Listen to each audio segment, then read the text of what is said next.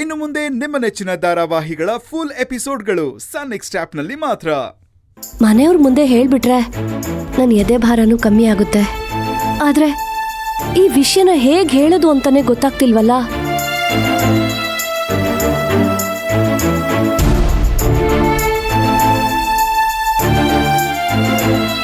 ತುಳಸಿ, ಏನ್ ಯೋಚನೆ ಮಾಡ್ತಾ ನಿಂತಿದ್ಯಾ?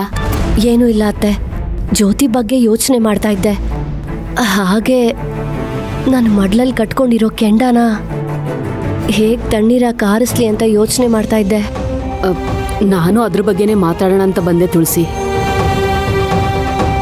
ನೀನ್ ಹೊಟ್ಟೆಲಿ ಮಗು ಇಲ್ಲ ಅನ್ನೋ ಸತ್ಯನ ಮುಚ್ಚಿಟ್ಟು ತಪ್ಪು ಮಾಡ್ಬಿಟ್ಟೇನೋ ಅಂತ ಅನ್ನಿಸ್ತಾ ಇದೆ. ಏನತ್ತೆ ಹೀಗೆ ಹೇಳ್ತಾ ಇದ್ದೀರಾ? ಇಷ್ಟು ದಿನ ನೀವೇ ನನಗೆ ಧೈರ್ಯ ತುಂಬಿಟ್ಟು ಇವಾಗ ನೀವೇ ಭಯ ಪಡ್ತಿದ್ದೀರಲ್ಲ. ನನ್ನ ಆತಂಕಕ್ಕೂ ಕಾರಣ ಇದೆ ತುಳಸಿ. ಇವತ್ತು ನಾನು ನಿಮ್ಮ ಮಾವ ರಸ್ತೆಯಲ್ಲಿ ಬರ್ಬೇಕಾದ್ರೆ ಏನಾಯ್ತು ಗೊತ್ತಾ?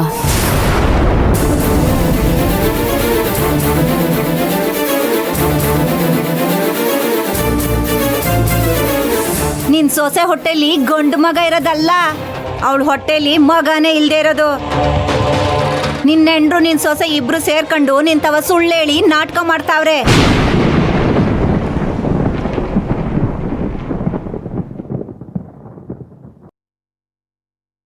ಇವಾಗ ನಮ್ಗಿರೋದು ಎರಡೇ ದಾರಿ ತುಳಸಿ. ಒಂದು, ನಿನ್ ಹೊಟ್ಟೆಲಿ ಮಗು ಇಲ್ಲ ಅನ್ನೋ ಸತ್ಯನ ಒಪ್ಕೊಳ್ಳೋದು. ಇನ್ನೊಂದು, ನೀನ್ ಹೊಟ್ಟೆ ದಪ್ಪ ಕಾಣೋ ತರ ಬಟ್ಟೆ ಕಟ್ಕೊಂಡು ಓಡಾಡೋದು. ಇಲ್ಲ ಅತ್ತೆ, ಬಟ್ಟೆ ಕಟ್ಟಿದ್ರೆ ಅದಿನ್ನೊಂದು ಅನಾಹುತಕ್ಕೆ ಕಾರಣ ಆಗುತ್ತೆ. ತಪ್ಪ ಮೇಲೆ ತಪ್ಪು ಮಾಡೋದು ಬೇಡ, ಸತ್ಯ ಹೇಳ್ಬಿಡೋಣ. ತುಳಸಿ, ನೀ ಸತ್ಯನ ಹೇಳಿದ್ರೆ ಅದನ್ನ ಒಪ್ಕೊಳ್ಳೋ ಶಕ್ತಿ ಆಗ್ಲಿ ತಾಳ್ಮೆ ಆಗ್ಲಿ ನಿಮ್ಮ ಮಾವಂಗಿಲ್ಲ ಕಣವ. ಹಾಗಂತ ಎಷ್ಟು ದಿನ ಅಂತ ಸತ್ಯನ ಮುಚ್ಚಿಡಕ್ಕಾಗುತ್ತೆ ಅತ್ತೆ? 10 ತಿಂಗಳಾದ್ಮೇಲಾದ್ರೂ ಗೊತ್ತಾಗ್ಲೇಬೇಕಲ್ವಾ? ನಿಮ್ಮ ಮಾವ ಆ ಸರ್ವಮಂಗಳ ನಿಜ ಹೇಳಿದಕ್ಕೆ ಕೆಂಡಮಂಡಲ ಆಗೋಗವ್ರೆ. ಇನ್ನು ನಿನ್ ಹೊಟ್ಟೆಲಿ ಮಗು ಇಲ್ಲ ಅನ್ನೋ ಸತ್ಯ ಅವ್ರಿಗೆ ಗೊತ್ತಾಗೋದ್ರೆ ನಮ್ಮ ಮನೇನ ಅಲ್ಲೋಲ ಕಲ್ಲೋಲ ಮಾಡ್ಬಿಡ್ತಾರೆ ತುಳಸಿ. ತುಳಸಿ, ನಿಮ್ಮ ಮಾವ ಇದುವರೆಗೂ ಇಂದ್ರನ ಪ್ರೀತಿಸಿದಷ್ಟು ಯಾರನ್ನೂ ಪ್ರೀತಿಸಿಲ್ಲ. ಈಗ ಇಂದ್ರನ್ಗಿಂತ 10 ಪಟ್ಟು ಅವ್ರ ಮೊಮ್ಮಗು ಮೇಲೆ ಆಸೆ ಪ್ರೀತಿ ಅದೇ. ಆ ಮೊಮ್ಮಗನೇ ಇಲ್ಲ ಅಂತ ಗೊತ್ತಾದ್ರೆ ಒಂದು ಅವ್ರ ಜೀವಕ್ಕೆ ಆಪತ್ತು, ಇಲ್ಲ ನಮ್ಮ ಜೀವಕ್ಕೆ ಆಪತ್ತು. ಹಾಗೇನಾದ್ರೂ ಆದ್ರೆ ನನ್ನ ಜೀವನೇ ಹೋಗ್ಲಿ. ದೇವ್ರ ಮೇಲೆ ಭಾರ ಹಾಕಿ ಸತ್ಯ ಹೇಳ್ಬಿಡ್ತೀನಿ. ಕಾಪಾಡೋದು ಕೈ ಬಿಡೋದು ಆ ದೇವ್ರಿಗೆ ಬಿಟ್ಟಿದ್ದು. ಅತ್ತೆ, ಏನು ಯೋಚನೆ ಮಾಡಬೇಡಿ. ತಪ್ಪು ಮಾಡಿಲ್ಲ ಅಂದಮೇಲೆ ದೇವ್ರ ದಯೆ ಇದ್ದೇ ಇರುತ್ತೆ. ಯಾರಿಗೂ ಏನೂ ತೊಂದರೆ ಆಗದೆ ಇರೋ ಥರ ಆ ಭಗವಂತನೇ ಕಾಪಾಡ್ತಾನೆ.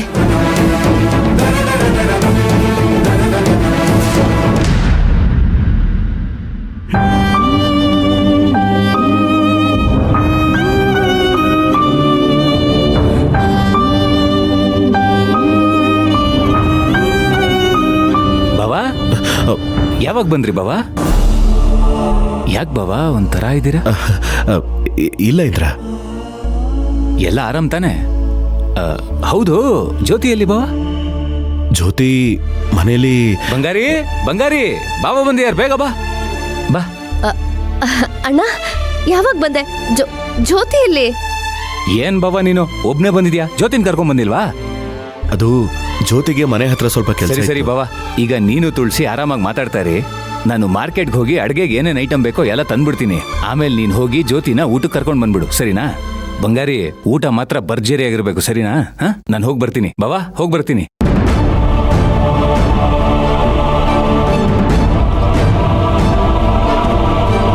ಅಣ್ಣ, ನಾನು ಆಸೆ ಪಟ್ಟ ಹಾಗೆ ನಿಂದು ಮತ್ತೆ ಜ್ಯೋತಿ ಜೀವನ ಚೆನ್ನಾಗಾಯ್ತಲ್ಲ, ನನಗಷ್ಟೇ ಸಾಕು. ಆ ದೇವ್ರು ನನ್ನ ಆಸೆನ ಈಡೇರಿಸ್ಬಿಟ್ಟ.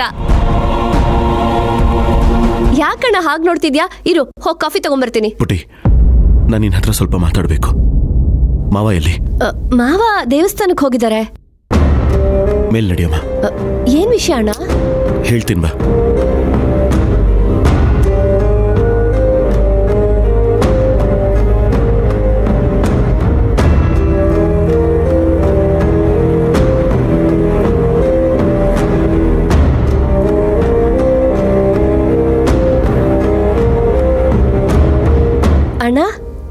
ಏನ್ ವಿಷಯ? ಬಂದಾಗಿಂದ ಒಂಥರ ಇದೆಯಲ್ಲ, ಏನಾಯ್ತು? ಅಣ್ಣ, ನಿನ್ನೆ ಕೇಳ್ತಿರೋದು ಏನಾಯ್ತು ಹೇಳು. ನೀನ್ ಹೀಗ್ ಮುಖ ಸಪ್ಪಗ್ ಮಾಡ್ಕೊಂಡ್ರೆ ನನ್ ಕೈಲಿ ನೋಡೋದಕ್ಕಾಗೋದಿಲ್ಲ. ನಿಂಗೂ ಜ್ಯೋತಿಗೂ ಏನಾದ್ರೂ ಸಮಸ್ಯೆನಾ? ಅಥವಾ ಯಾರಾದ್ರೂ ನಿಂಗ್ ನೋವಾಗೋ ತರ ನಡ್ಕೊಂಡ್ರಾ? ಹೇಳು, ನಾನು ಇವಾಗ್ಲೇ ಹೋಗಿ ಕೇಳ್ತೀನಿ.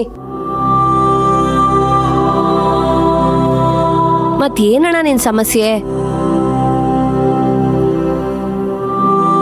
ಒಂದು ಜೀವ ನಮ್ಮಿಂದ ದೂರ ಆದ್ರೆ ನಮ್ಮ ಮನ್ಸಿಗೆ ಎಷ್ಟು ನೋವಾಗತ್ತಲ್ವಾ? ಏನ್ ಹೇಳ್ತಿದ್ಯಾ ಅಣ್ಣ? ಯಾರಿಗೇನಾಯ್ತು? ನಿನ್ನ ಮಗು.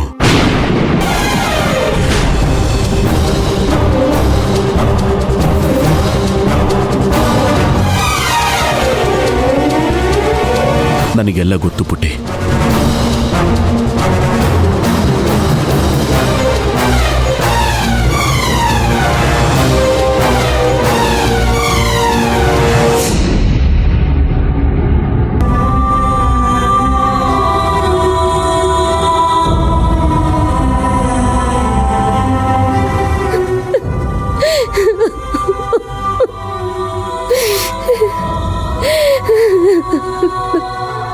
ನಾನು ಯಾರಿಗೇನ್ ದ್ರೋಹ ಮಾಡಿದ್ದೀನಿ ಅಂತ ಗೊತ್ತಿಲ್ಲ.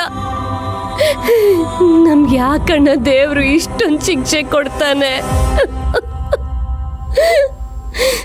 ಯಾಕಮ್ಮ ಇದನ್ನೆಲ್ಲ ನನ್ನ ಹತ್ರ ಹೇಳಲಿಲ್ಲ? ಜ್ಯೋತಿ ಹೇಳಿದಕ್ಕೆ ಎಲ್ಲ ವಿಷಯ ಗೊತ್ತಾಯ್ತು.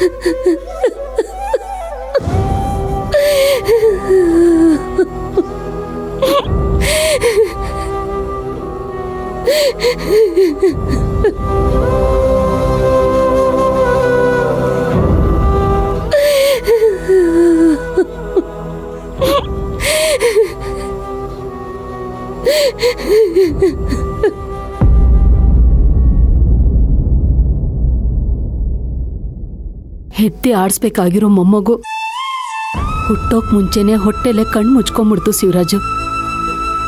ಏನತ್ತೆ ಇದೆಲ್ಲ? ಶಿವರಾಜು, ಆ ದೇವ್ರು ನಮ್ಮ ಕೈ ಸೇರ್ಬೇಕಾಗಿರೋ ಮಗುನ ಹೊಟ್ಟೆಲೆ ಕಿತ್ಕೊಂಡ್ಬಿಟ್ಟ ಅನ್ನೋ ವಿಷಯ ಕೇಳಿ ನಿನ್ನಂಗೆ ನನಗೂ ಎದೆ ಒಡೆದೋಯ್ತಪ್ಪ. ಸಮಾಧಾನ ಮಾಡ್ಕೋ ತುಳಸಿ. ಈಗಾಗಲೇ ಭೂಮಿ ನೆನೆಯಷ್ಟು ಅತ್ತ ಆಗಿದೆ. ಅಣ್ಣ, ನಿನ್ನ ಹತ್ರ ಮುಚ್ಚಿಟ್ಟಿರೋ ಸತ್ಯನ ಹೇಳಬೇಕು ಅಂತ ಎಷ್ಟೋ ಸಲ ಪ್ರಯತ್ನ ಪಟ್ಟೆ.